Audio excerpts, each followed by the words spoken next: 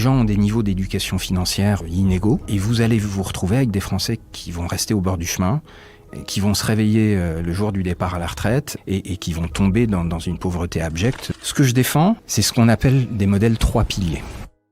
Bien, Je préfère insister là-dessus parce que quand je parle avec les gens autour de moi, je me rends compte que beaucoup ne se représentent pas cette réalité. Quand vous êtes un salarié, vous avez cotisé pendant 20 ou 30 ans, beaucoup de gens se représentent que quelque part dans une caisse de retraite, il y a toutes les cotisations qu'ils ont versées au fil de l'eau, qui ont été placées sur différents supports et qui font des petits et que tout ça, on va leur restituer le jour où ils partiront à la retraite. Bon, ça fonctionne absolument pas comme ça.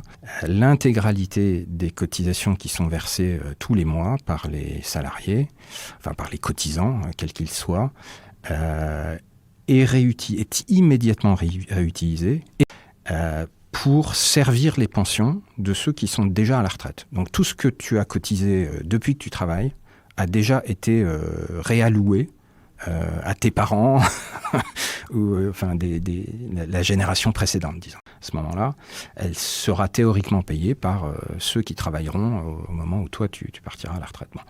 Alors une fois qu'on a compris ça, il est assez facile, on a quelques notions de maths et d'équilibre statistique, il est assez facile de se représenter que le système ne tient que si le ratio de cotisants par ramené au nombre de retraités est à peu près stable, quoi. Enfin, ou reste au-dessus d'un certain niveau. Donc déjà là, on voit la difficulté et ce ratio continue à se dégrader à grande vitesse.